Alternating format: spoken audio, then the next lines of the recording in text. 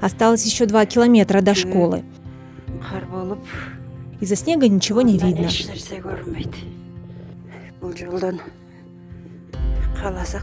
Здесь можно встретить волков или шакалов.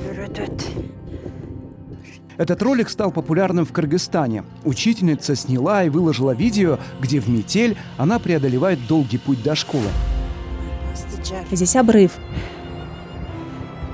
Там виднеется река. До школы еще 1 километр.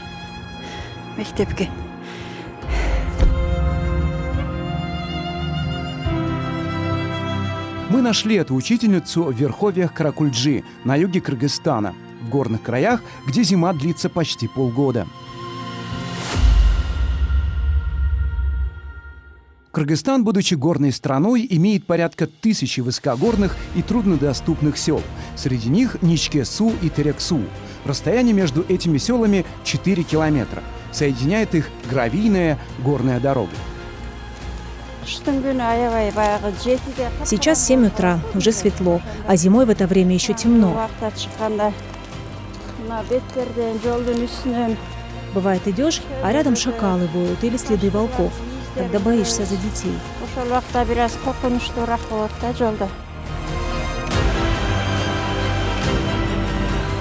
Каждый день на протяжении 30 лет Каныкия Идырысова ходит по этому маршруту до школы в деревне Терек-Су, где она работает учительницей.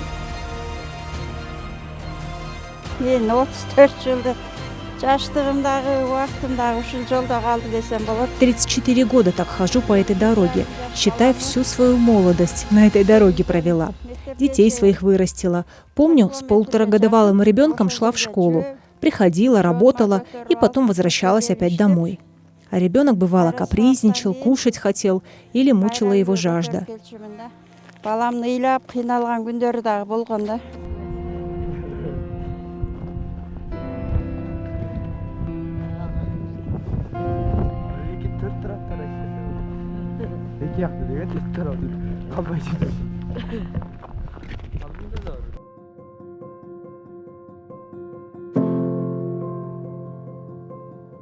Поселение Ничке-Су настолько маленькое, что оно даже не отмечено на карте. Здесь проживает около 300 человек. Каныкия Идырысова живет тут с тех пор, как вышла замуж за фермера Бекбулота. Раньше многие воровали себе.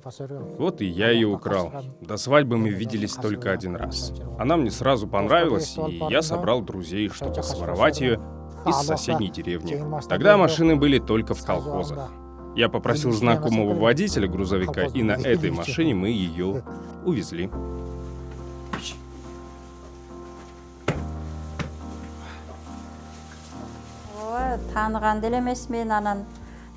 До замужества не знала даже имени своего будущего мужа. Тут уже и познакомились. Так и стала невесткой. С тех пор и живем здесь. У нас 5 детей. Все они закончили эту школу. Так вместе и ходили. Они учиться, а я работать. Сейчас уже все взрослые.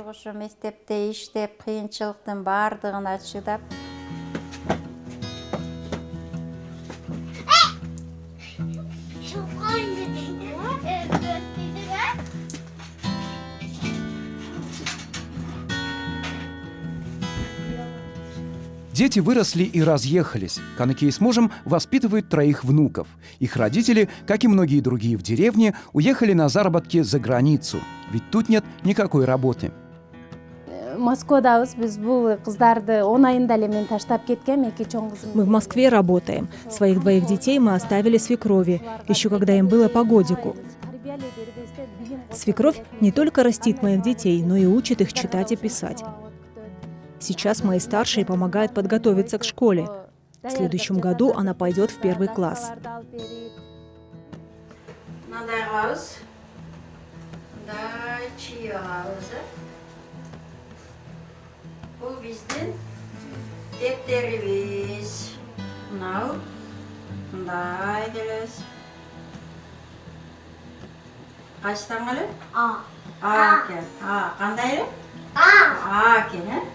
У Каныкей прирожденный талант к преподаванию. Ей нравится эта профессия, и со своими внуками она занимается каждый вечер. Ушундай эле алыстыкта бир 3 чакырымдай жерге жөө барып окучумун. Я ведь также училась. Шла в школу несколько километров по горам. По дороге я помогала одноклассникам выполнять домашние задания. Меня за это так и прозвали – учительницей.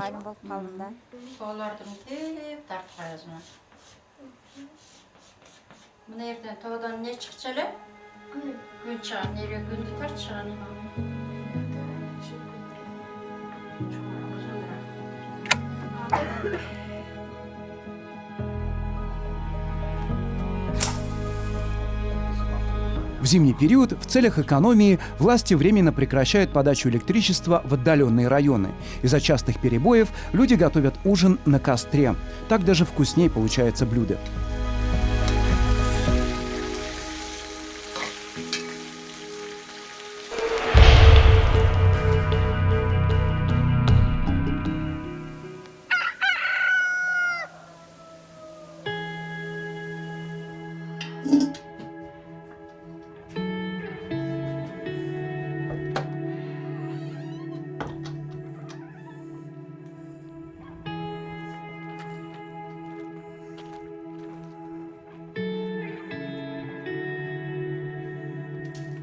Утро Каныки Идрысовой начинается задолго до рассвета. Нужно накормить и подоить коров.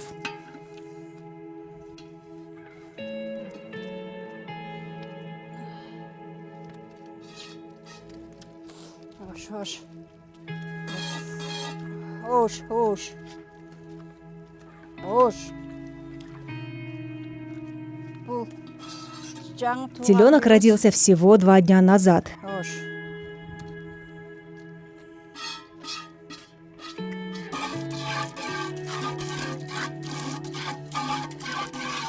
Поэтому мать еще не привыкла к тому, что ее доят.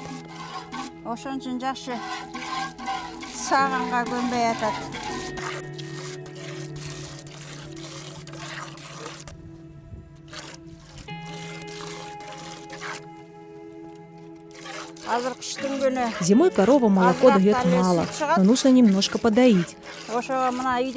Половина молока теленку, а половину моим внучкам.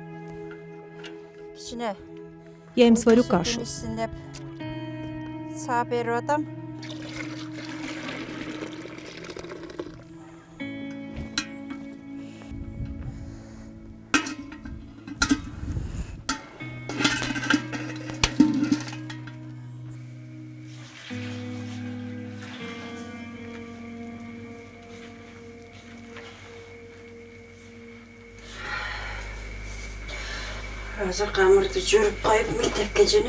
Нужно замесить тесто и бежать в школу. Надо это быстро сделать, чтобы не опоздать.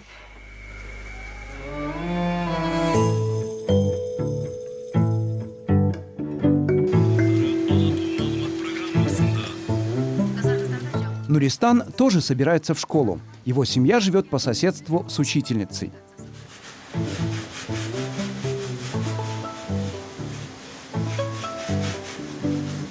Начищенные ботинки потеряют красивый внешний вид после часовой ходьбы по бездорожью. Хорошая обувь в деревне пользуется особым спросом.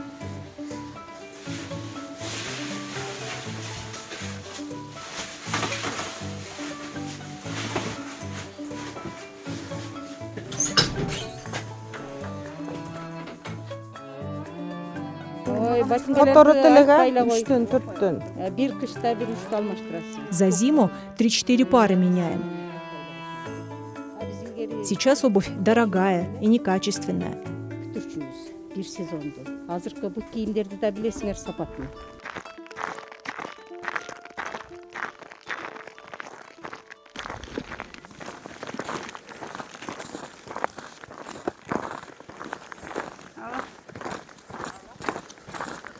Выходите, пойдемте в школу, я уже на дороге вас жду.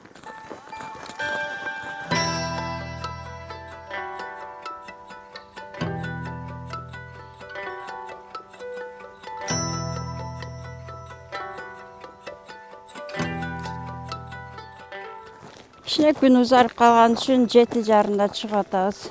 Чтобы успеть в школу, нужно выйти из дома в 7:30. Уроки начнутся в 8:30.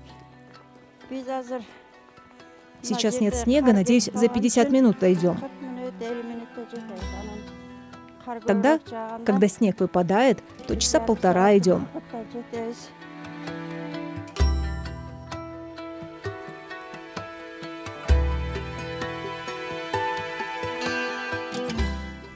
Жыл 4 года по этой дороге хожу. После 4 класса перевелся в Терексу. Сейчас я в 8 классе. Зимой, когда дни короче, ходим по темноте. Иногда встречаются следы шакалов, слышим их вой. А еще, пока дойдем до школы, промокаем, особенно во время дождей. В местечке Коккыя постоянно сходят сели с камнями.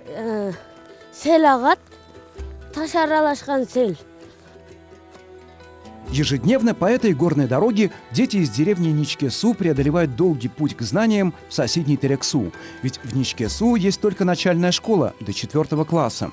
А чтобы получить полное среднее образование, дети вынуждены проходить 8 километров туда и обратно при любой погоде.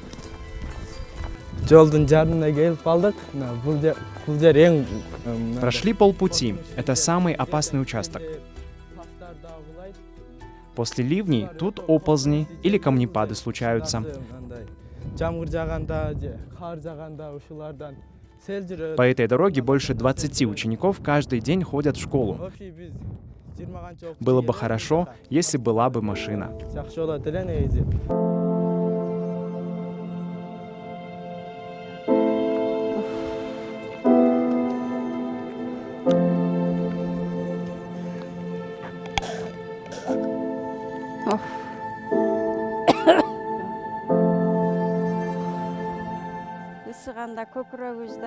Простудиться зимой легко. Идешь, потеешь, а потом расстегиваешь куртку и простываешь.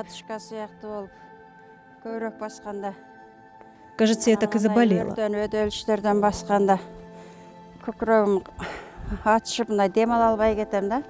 Местные жители обращались во все ведомства, чтобы детям выделили специальный автобус, но ответа так и не дождались. Тогда родители решили, что нужно самим запустить школьный транспорт. Но все прекратилось, когда затея сильно ударила по карману многим родителям.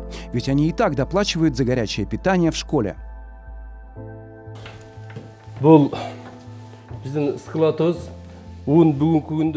Вот наш склад. Муку покупаем сами за деньги, которые мы собираем с родителей. Каждая семья скидывается и на эти деньги, покупаем муку и другие продукты. Кормим горячим только младшие классы. Старшеклассники не кушают. Но они всегда могут рассчитывать на горячий чай.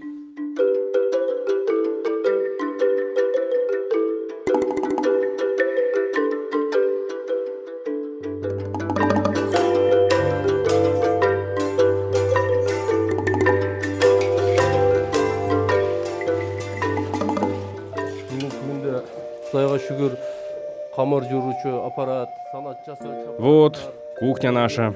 Ее тоже построили доноры.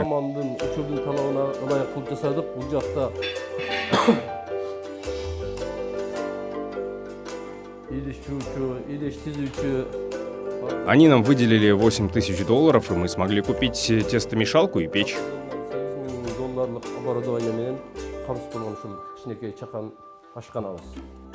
Школе в Терексу помогают разные международные организации. И хотя она государственная, на ее содержание денег выделяют мало.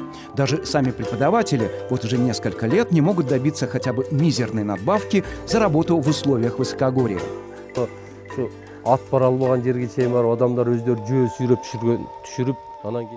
Село живет животноводством.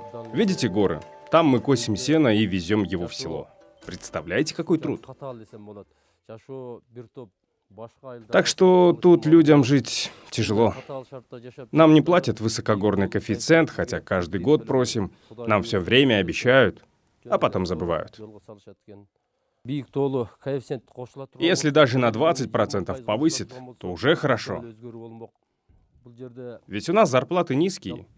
Средняя зарплата от 10 до 20 тысяч сомов. Это всего $100-200. Поэтому к нам не хотят идти на работу. Во-первых, далеко. И во-вторых, мало платят. Сейчас у нас нет преподавателя по английскому языку.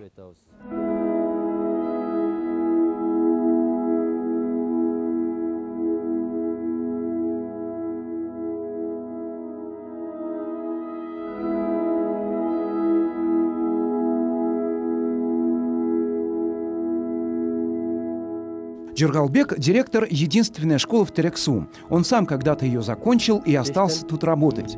Говорит, история этой школы очень интересная, ведь у ее истоков стоял первый местный учитель Акун Турганбаев.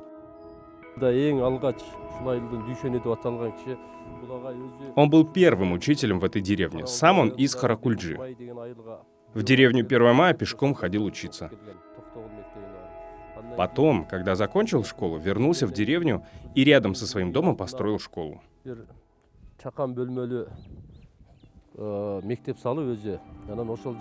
Учил сельских детей писать и читать. Название школы сельчане решили связать с ее основателем Акуном Турганбаевым. Его дети сегодня главные попечители школы. Помогают, чем могут. 3 года назад, например, провели отопление.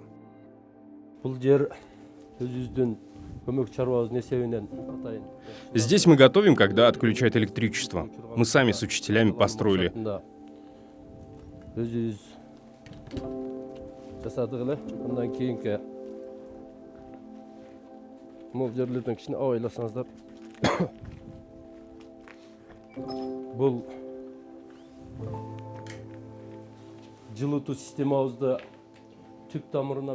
А вот наша новая печь. Ее топим и обогреваем школу. 100%-га жаңылаганбыз. Мектепте бул бир эле учурда көмүр менен дагы, электр энергиясы менен да иштейт.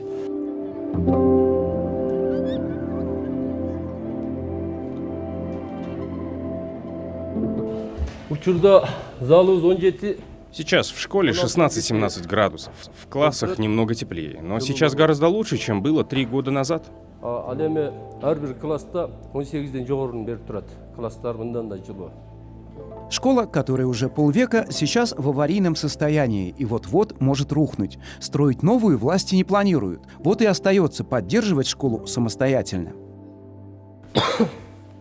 Мектебибиздин эскилиги жеткенине карабастан район боюнча Последние 5 лет заняты только ремонтом. дайым алдыңкы орундарды багындырып келүүдөбүз ремонт жаатында. Аны да айткым келет да. Мына класстарда бир көрөлү азыр. 1 мүнөткө жеке. Мына жерлер дагы ошондой болуп туруп. Полы тут все шатаются, видите? И так во всех кабинетах. Фундамент отходит. Мына ушундай болуп акыбал оор деп айтсак болот.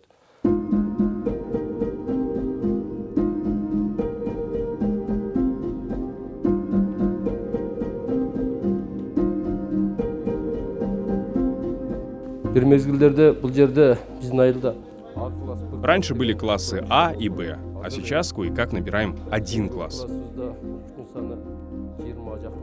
В среднем в одном классе по 10-20 учеников. Это из-за внутренней миграции. Многие переезжают отсюда. Детей отправляют в город на обучение. Уккусу дагы келбеди. Анын ою эмне эле?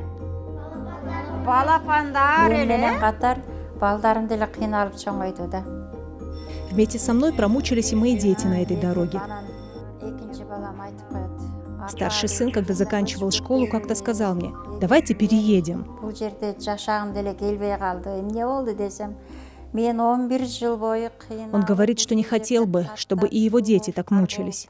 Каттадым дейт. Менин балдарым дагы ушинтип кыйналып каттайбы?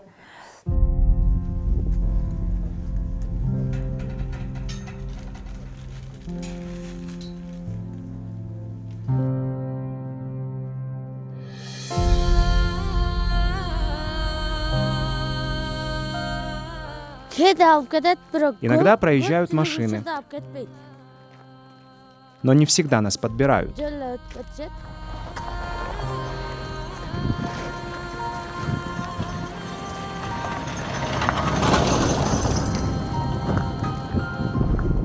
Дорога, соединяющая села, мало того, что гравийная, так еще и узкая. Возможно, поэтому водители пассажирского транспорта по ней боятся ездить. Но и преодолевать детям такое расстояние ежедневно пешком тоже небезопасно.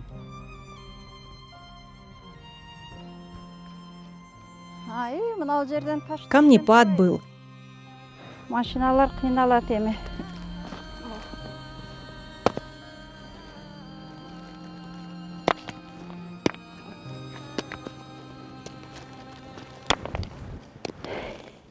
Окчулардан кийин түшүптүр. Не дай бог, если бы камни обрушились, когда мы шли. Сейчас уберу, насколько сил хватит. Азыр мынау жерден келсе. Жол тазалаган сооп дейт, алым жетишинче. Расширять и реконструировать дорогу власти, скорее всего, не будут. Слишком затратно. На новый асфальт нет денег не то что для сел, нет даже для крупных городов.